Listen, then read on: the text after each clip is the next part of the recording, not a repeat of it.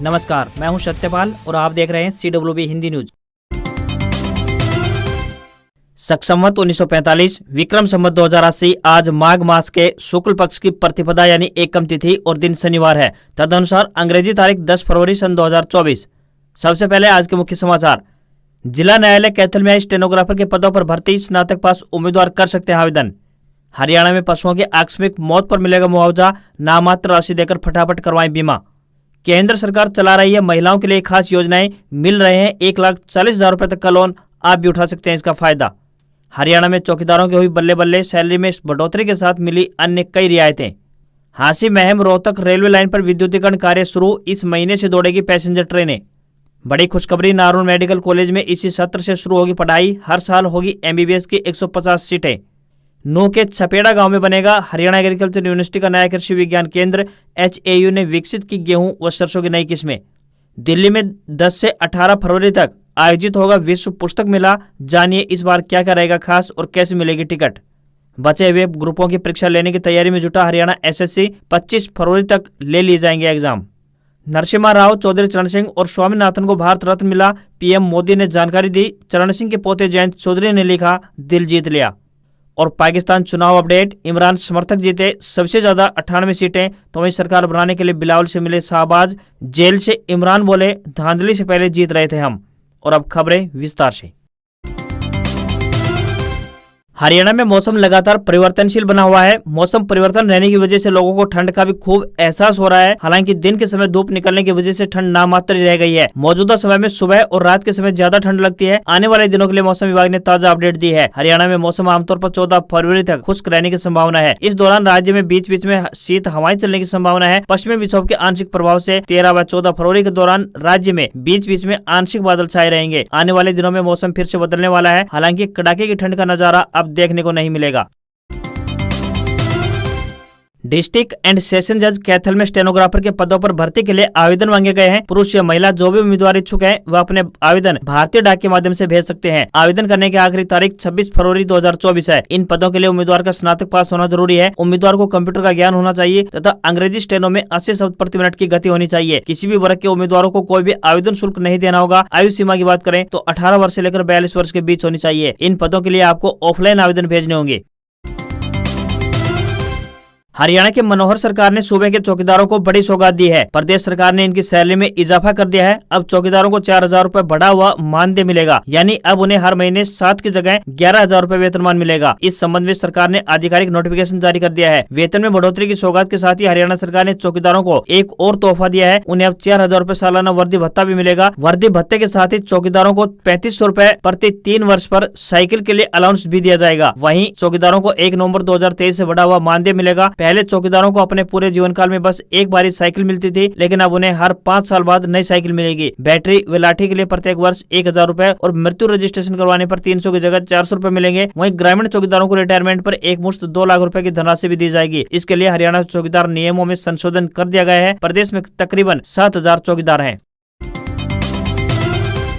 हरियाणा में पशुपालकों के लिए एक अच्छी खबर सामने आई है। राष्ट्रीय पशुधन मिशन और प्रदेश सरकार के साझा कार्यक्रम के अनुसार चलाई जा रही योजना के तहत पशुपालक मात्र 25 रुपए से लेकर 300 रुपए की प्रीमियम राशि का भुगतान करके अपने छोटे व बड़े दोनों प्रकार के पशुओं का बीमा करवा सकते हैं। योजना के तहत पशुपालक अपने पशुओं का बीमा आसानी से करवा सकते हैं और कोई दुर्घटना होने पर बीमा की रकम भी मिलती है। नई बीमा नीति के अनुसार बात करें तो पशुओं का 2 प्रकार से वर्गीकरण किया गया है, जिसमें बड़े व छोटे पशु शामिल होंगे। बड़े पशुओं में गाय, भैंस, जोटा, सांड, घोड़ा, खच्चर, ऊंट, बैल आदि शामिल किए गए हैं, जबकि छोटे पशुओं में भेड़, बकरी और खरगोश का बीमा करवाया जा सकता है। हरियाणा पशुधन विकास बोर्ड की ओर से पशुओं का बीमा 1 साल के लिए किया जाएगा, जिसमें बड़े पशुओं के लिए 100 रुपए से लेकर 300 रुपए तक का प्रीमियम राशि देकर दुग्ध और श्रेणी अनुसार बीमा होगा, जबकि छोटे जानवरों के लिए मात्र 25 रुपए खर्च करने होंगे। यदि पशुपालक चाहे तो अगले 3 साल के लिए बीमा करवा सकते हैं। इस योजना के तहत पशु की आकस्मिक या फिर दुर्घटना में हुई मौत को कवर किया जाता है। बीमा होने के 21 दिन के बाद यह योजना लागू होगी। हालांकि पशु चोरी होने के मामले में कोई मुआवजा राशि नहीं मिलेगी। बीमा करवाने के लिए पशुपालक को सरल पोर्टल या ई सेवा केंद्र या फिर CSC सेंटर आदि के माध्यम से ऑनलाइन आवेदन करना होगा। इसके लिए परिवार पहचान पत्र, वोटर ID,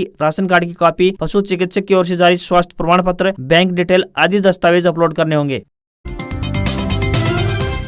दक्षिण हरियाणा में मेडिकल की पढ़ाई करने के इच्छुक स्टूडेंट्स के लिए एक अच्छी खबर सामने आई है। नारनौल के कोरियावास में बन रहे मेडिकल कॉलेज का निर्माण कार्य लगभग पूरा होने की कगार पर है। इसी शैक्षणिक सत्र से मेडिकल कॉलेज में 150 सीटों पर एडमिशन प्रोसेस शुरू होगी। बता दें कि सीएम मनोहर लाल खट्टर के द्वारा इस मेडिकल कॉलेज का शिलान्यास 23 दिसंबर 2018 को किया गया था। उपायुक्त मोनिका गुप्ता ने बताया कि गाँव कोरियावास में तकरीबन 76 एकड़ जमीन पर निर्माणाधीन मेडिकल कॉलेज का निर्माण कार्य अंतिम चरण में पहुंच चुका है और इस पर लगभग 725.90 करोड़ रुपए की अनुमानित राशि खर्च होगी। आगे बताया कि 650 बेड के इस मेडिकल कॉलेज में हर साल 150 सीटें एमबीबीएस की होंगी। मार्च 2024 तक यानी इसी साल मार्च के महीने तक आपातकालीन सेवाएं और ओपीडी के लिए भवन सुपुर्द कर दिया जाएगा।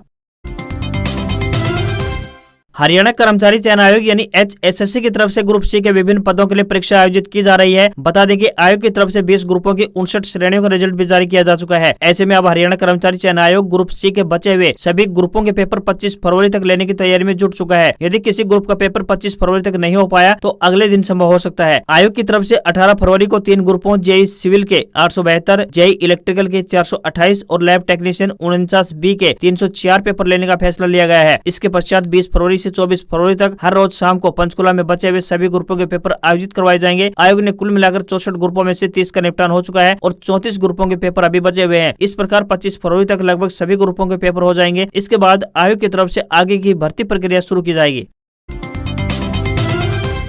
हरियाणा में रेल यात्रियों के लिए एक अच्छी खबर सामने आई है। बता दें कि हाल ही में नई बनकर तैयार हुई हांसी महम रोहतक रेलवे लाइन पर विद्युतीकरण कार्य शुरू हो चुका है। रेलवे ने बिजली पोल लगाने के बाद यहां पर बिजली के OHE तार डालने का काम शुरू कर दिया है। स्पेशल कोच के माध्यम से प्रतिदिन 1.5 किलोमीटर तक तार डालने का काम किया जा रहा है। हांसी महम रोहतक रेलवे लाइन पर इलेक्ट्रिक ट्रेनें संचालित करने के लिए बिजली की लाइनें बिछाने का काम किया जा रहा है। पहले चरण में डोब से लेकर हांसी तक बिजली के खंभे गाड़े गए थे और अब इन पर तार डाली जा रही है। आगामी 2 महीने में इस काम को पूरा करने का लक्ष्य रखा गया है। वहीं हांसी महम रोहतक रेलवे लाइन से हिसार से रोहतक की दूरी 20 किलोमीटर कम हो गई है। इससे दिल्ली का सफर भी आसान और कम समय में तय हो सकेगा, क्योंकि हिसार से दिल्ली जाने वाली ट्रेनों को पहले भिवानी और फिर घूमकर रोहतक से होते हुए दिल्ली जाना पड़ता था। लेकिन अब इस नई रेलवे लाइन की शुरुआत से ट्रेनों को भिवानी जाने की आवश्यकता नहीं होगी। हरियाणा के साइबर सिटी गुरुग्राम शहर में अवैध कॉलोनियों का सर्वे करवाया जाएगा। दरअसल इन कॉलोनियों को नियमित करने की घोषणा सीएम ने मुख्यालय से की थी, लेकिन फिलहाल इसकी अधिसूचना मानेसर और गुरुग्राम नगर निगम तक नहीं पहुंची है। बता दें कि नगर निगम गुरुग्राम ने इसके लिए टेंडर प्रक्रिया शुरू कर दी है। इसी महीने सर्वे का काम एक निजी एजेंसी को सौंप दिया जाएगा। सर्वे में यह पता लगाया जाएगा कि कॉलोनियों का क्षेत्रफल निगम के अंतर्गत है या फिर नहीं। इसके साथ ही कॉलोनियां नियमितीकरण के मानकों को पूरा कर रही है या फिर नहीं। कुल 294 कॉलोनियों का सर्वे करने की योजना है। आपको बता दें कि सरकार ने प्रदेश में 1200 से ज्यादा अवैध कॉलोनियों को नियमित करने की योजना बनाई थी। मानेसर नगर निगम क्षेत्र की 3 अवैध कॉलोनियों को भी सरकार ने नियमित कर दिया है। नियमों के मुताबिक अवैध कॉलोनियों में सड़क, सीवर, पीने का पानी और स्ट्रीट लाइट जैसी तमाम अनेक सुविधाएं हैं जो कि मुहैया नहीं करवाई जाती हैं। जबकि कॉलोनियों के नियमित होते ही नगर निगम ये सभी उपरोक्त सुविधाएं देगा, जिससे कि इन कॉलोनियों के लाखों लोगों को फायदा होगा। हरियाणा के मानेसर में अरावली पहाड़ियों के साथ लगते क्षेत्र को पर्यटन स्थल के तौर पर विकसित करने की योजना हरियाणा सरकार ने बनाई है। फैसला लिया गया है कि गांव काशन के जोहड़ और अरावली के तलहटी पर इको टूरिज्म हब बनाए जाने का कार्यक्रम 1 महीने में शुरू हो जाएगा। योजना के तहत मानेसर में अरावली के साथ लगे गाँव काशन, खोह, मानेसर और सहरावन में 400 एकड़ भूमि पर बायोडायवर्सिटी पार्क और करीब 10 एकड़ में झील को विकसित किया जाएगा। पहले चरण में झील का सौंदर्यीकरण कर इसके आसपास बायोडायवर्सिटी पार्क और इको टूरिज्म हब बनाया जाना है। इन सभी कार्यों को पूरा करने के लिए 1.5 साल की समय सीमा तय की गई है। किताबें पढ़ने के शौकीन लोगों के लिए एक अच्छी खबर सामने आई है। राष्ट्रीय राजधानी दिल्ली के प्रगति मैदान में आज यानी 10 फरवरी से लेकर 18 फरवरी तक विश्व पुस्तक मेला आयोजित होगा। नेशनल बुक ट्रस्ट की ओर से आयोजित इस मेले में इस बार बुक लवर्स को भारतीय संस्कृति की झलक भी देखने को मिलेगी। केंद्रीय शिक्षा मंत्री धर्मेंद्र प्रधान भारत मंडप में इस पुस्तक मेले और डिजिटल लाइब्रेरी का उद्घाटन करेंगे। विश्व पुस्तक मेले में इस बार भारतीय इतिहास अनुसंधान परिषद द्वारा जम्मू कश्मीर और लद्दाख को ध्यान में रखकर प्रदर्शनी भी लगाई जाएगी। इस बार मेले की थीम बहुभाषी भारत एक जीवन परंपरा होगी। इसके माध्यम से भारत के सांस्कृतिक समृद्धि और भाषाई विविधता को परिलक्षित किया जाएगा। प्रगति मैदान के प्रवेश द्वार नंबर 4, 6 और 10 से मेले में पहुंच सकते हैं। नजदीकी मेट्रो स्टेशन की बात करें तो सुप्रीम कोर्ट है। इसके अलावा दिव्यांग जनों के लिए एंट्री पॉइंट नंबर 4 और 8 के पास व्हील चेयर की सुविधा भी उपलब्ध करवाई जाएगी। विश्व पुस्तक मेले की टिकट बिक्री के लिए कुल 20 मेट्रो स्टेशनों पर काउंटर बनाए गए हैं, जहाँ से आप सुबह 9 बजे से लेकर शाम की 4 बजे तक टिकट खरीद सकते हैं। बच्चों के लिए टिकट की कीमत 10 रुपए तो वहीं बड़ों के लिए 20 रुपए रहेगी।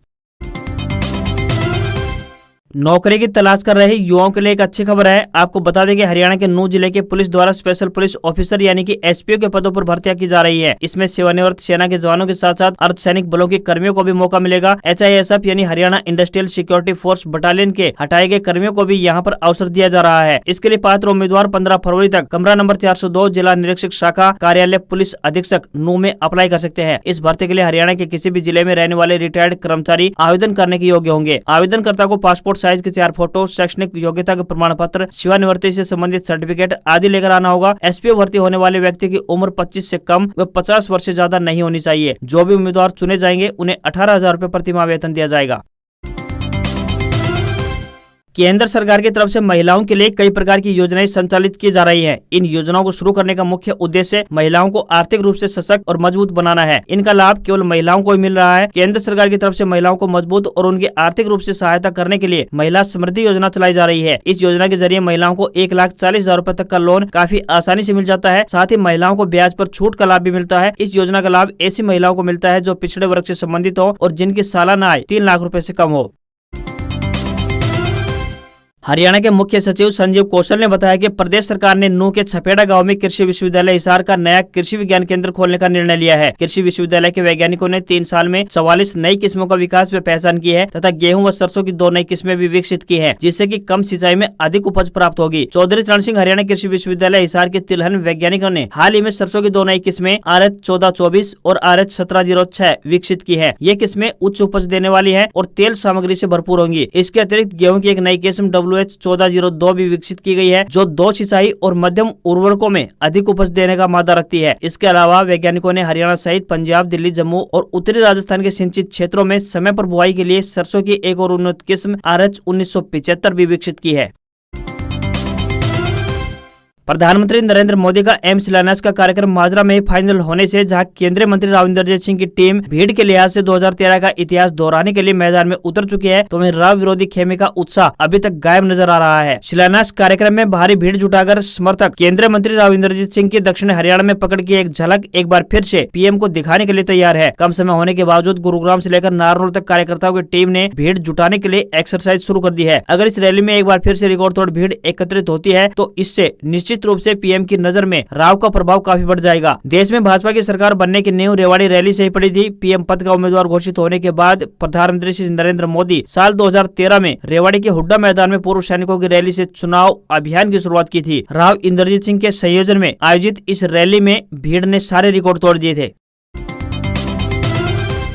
केंद्र सरकार ने PV नरसिम्हा राव, चौधरी चरण सिंह और MS स्वामीनाथन को भारत रत्न मरणोपरांत देने की घोषणा की है। प्रधानमंत्री श्री नरेंद्र मोदी ने तीनों शख्सियतों को देश का सबसे बड़ा नागरिक सम्मान देने की जानकारी सोशल मीडिया प्लेटफॉर्म पर उनकी तस्वीरों के साथ शेयर की। चौधरी चरण सिंह देश के 5वें और नरसिम्हा राव 9वें प्रधानमंत्री थे। वहीं कृषि वैज्ञानिक स्वामीनाथन को हरित क्रांति का जनक कहा जाता है। पीएम की घोषणा पर चौधरी चरण सिंह के पोते और राष्ट्रीय लोकदल यानी RLD के प्रमुख जयंत चौधरी ने लिखा, दिल जीत लिया। 2014 में सत्ता संभालने के बाद से प्रधानमंत्री नरेंद्र मोदी के नेतृत्व वाली सरकार द्वारा दिया गया यह 10वां भारत रत्न है। इससे पहले 3 फरवरी को भाजपा के वयोवृद्ध नेता लालकृष्ण आडवाणी और 23 जनवरी को बिहार के पूर्व सीएम कर्पूरी ठाकुर मरणोपरांत को भारत रत्न देने का ऐलान किया गया। इसके अलावा मोदी के कार्यकाल में मदन मोहन मालवीय, अटल बिहारी वाजपेयी, प्रणब मुखर्जी, भूपेन हजारिका और नानाजी देशमुख को यह सम्मान मिल चुका है। प्रधानमंत्री ने सोशल मीडिया पर लिखा, हमारी सरकार का यह सौभाग्य है कि देश के पूर्व प्रधानमंत्री चौधरी चरण सिंह जी को भारत रत्न से सम्मानित किया जा रहा है। वहीं दूसरी तरफ एक अन्य खबर पर नजर डालें तो भारतीय शेयर बाजार में बढ़त देखने को मिली। सेंसेक्स 167 अंक की बढ़त के साथ 71,595 के स्तर पर बंद हुआ, तो वहीं निफ्टी भी 64 अंकों की बढ़त रही और ये 21,782 के स्तर पर जा पहुंचा। वहीं $1 का रेट 83 रुपए 1 पैसे के स्तर पर पहुंच गया है। आज खबरों में बस इतना ही। देखते रहिए आपका अपना हरियाणा का सबसे बेहतरीन news channel CWB Hindi news. नमस्कार। इसी आस्था के साथ आपका दिन शुभ रहे।